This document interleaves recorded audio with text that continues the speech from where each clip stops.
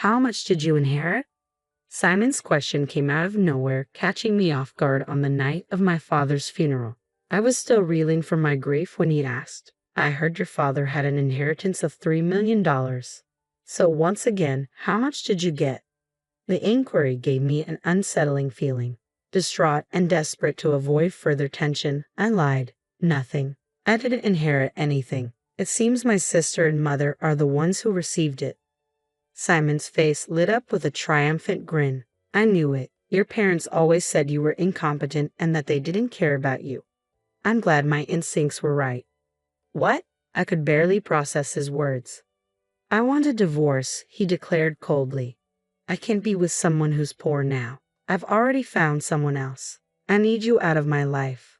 With that, Simon had me sign the divorce papers. His family mocked me for my misery, but they were mistaken. They could never understand how relieved I felt to be rid of Simon's betrayal. My name is Jane. I come from a family of 4 with a younger sister named Kim. From a young age, Kim and I never got along. My mother, Anne, always sided with Kim, leaving me feeling isolated, though I eventually became accustomed to it. My father, Dan, was the only one who seemed to care, but his demanding job kept him away from home, leaving me alone with my feelings of abandonment. Even as an adult, my situation remained unchanged. I wasn't allowed to attend college due to tuition fees.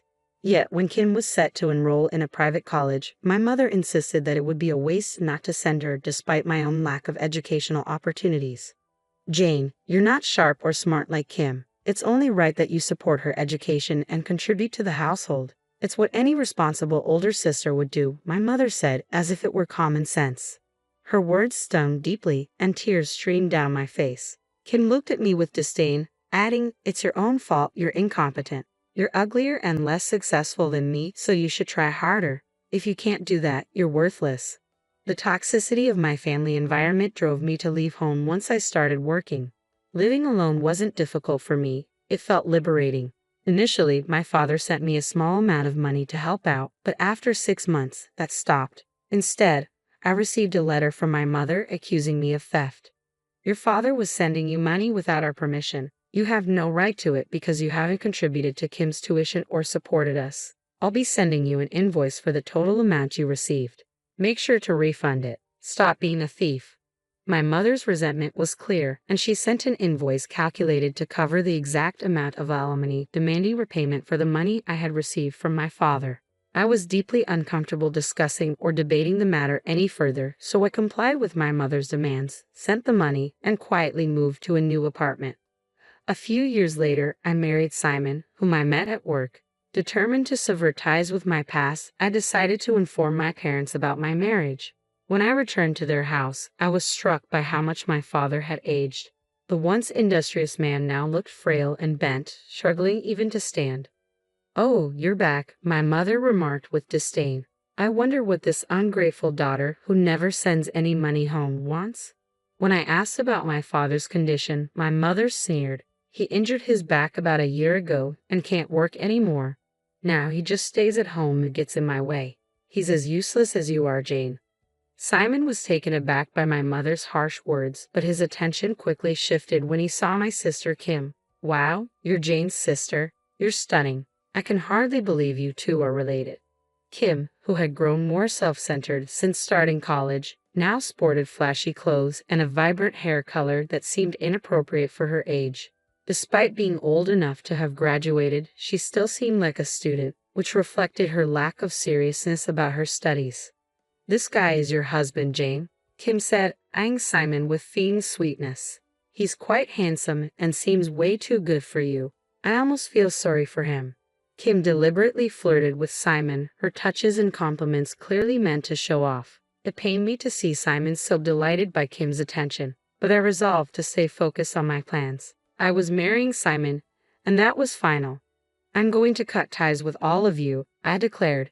Well, if you're going to do that, could you at least wait until I've finished taking care of your father? My mother replied, barely looking up from her snacks. I need to look after him. But honestly, I don't want to, and I definitely don't want Kim to deal with it either. It's her college life, after all. It would be a shame to distract her with such a bothersome task. You should be responsible for taking care of your father, Jane. Both of you are incompetent, so you'll get along just fine." Her words infuriated me, but I knew I couldn't ignore my father's needs. From that day forward, I began visiting my parents' house frequently to care for him. As I took on this responsibility, I discovered that neither my mother nor Kim worked. Kim didn't have a part-time job, and my mother had been a stay-at-home since my father's collapse. Yet they frequently dined out and shopped extravagantly. To my shock, they had even taken my father's bankbook without his permission, spending his savings as if it were their own. My father was aware of their actions but chose to remain silent. "Dad, they'll keep doing this unless we do something about it. Why didn't you tell me sooner?" "If I had, they would never admit they were wrong or apologize," he said. "I didn't want to burden you further."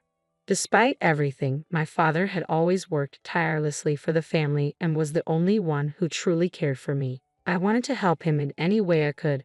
Just as I was contemplating how to address the situation, I received a call from the hospital where my father had been admitted after his collapse. I rushed to my parents' house before heading to the hospital. My mother and sister were lounging on the couch, absorbed in the TV, showing no sign of worry when the hospital called me. "Father collapsed, didn't he?" I asked, exasperated. "Oh, it's an exaggeration to say he collapsed," my mother replied dismissively. "He just fell in the hallway and hit his head. The ambulance took him to the hospital. I'll leave the rest to you." "But we need to go to the hospital. I'm worried about Father," I insisted. "Shut up," she snapped. "If he doesn't make it, the insurance will cover it. Why are you getting so emotional?" My mother's coldness and her indifference made me sick. I left them behind and rushed to the hospital. At the hospital, I found my father lying in bed, hooked up to various tubes and barely conscious. As his condition worsened, he managed to notice me and murmured faintly, "I'm sorry for being so sudden. I must be being punished. I wasn't a good father because I couldn't protect you from our family." With those final words, my father closed his eyes. "I don't care about that, Dad. I love you.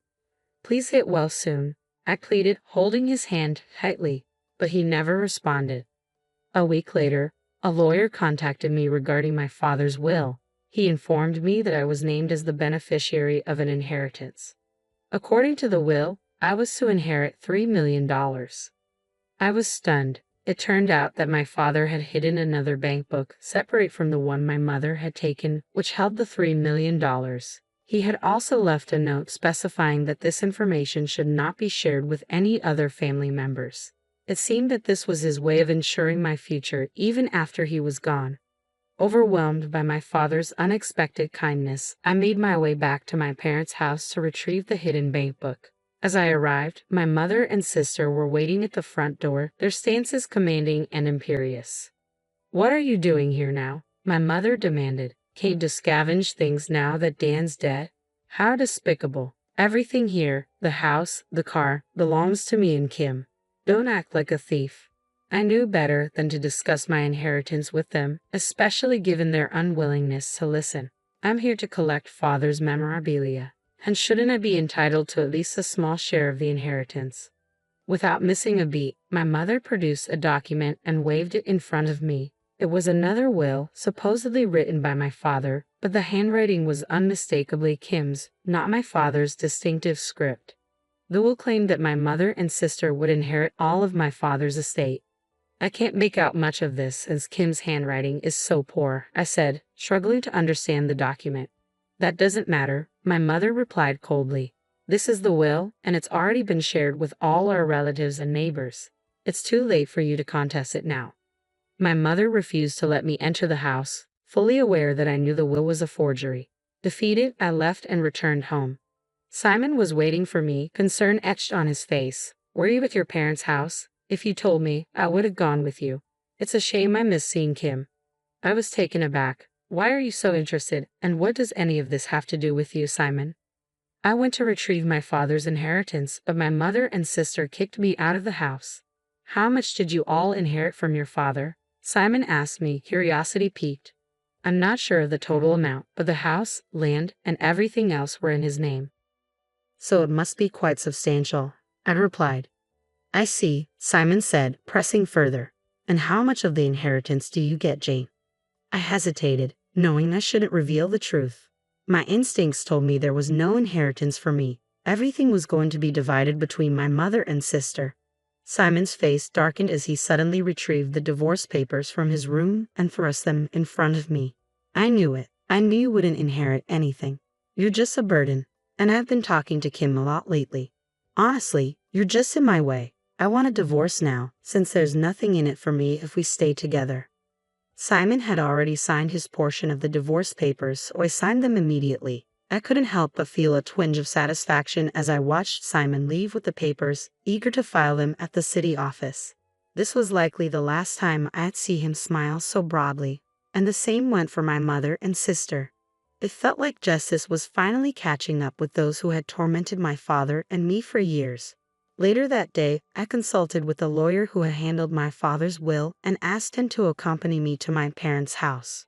When I presented the real will to my mother and sister, their usual calm demeanor turned to shock and disbelief as they read the document over and over. "This is a lie," my mother protested. "I have a will here that states Kim and I are the sole heirs. If you claim the other will is a forgery," the lawyer said, "we can conduct a handwriting analysis. If it's proven to be a fake, you could be charged with fraud. Are you prepared to face that?" My mother was left speechless, unable to respond. I also learned a great deal from Dan. He revealed that even after his health declined, my mother and sister had abandoned him, sold all his possessions without permission, and acted as they pleased. Kim, on the other hand, had been indulging in reckless behavior, gambling and spending excessively from his personal bank account, leaving him deeply in debt. Due to these malicious actions, both of them were stripped of any inheritance rights. The lawyer made it clear that if my mother and sister continued to unjustly interfere with my inheritance, we would file a lawsuit against them. As the lawyer finished speaking, my mother and sister were left in a state of utter despair. I decided it was time to collect my father's hidden bank book and leave my parents' house for good. With that, I finally felt completely free from the burdens of my family.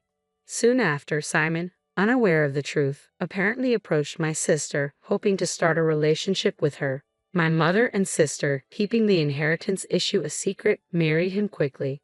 Their aim was to secure a steady source of income and make him their personal ATM. Simon, deceived and eager to enjoy his newfound wealth, bought several luxury cars and quit his job, relying on what he thought was their inheritance.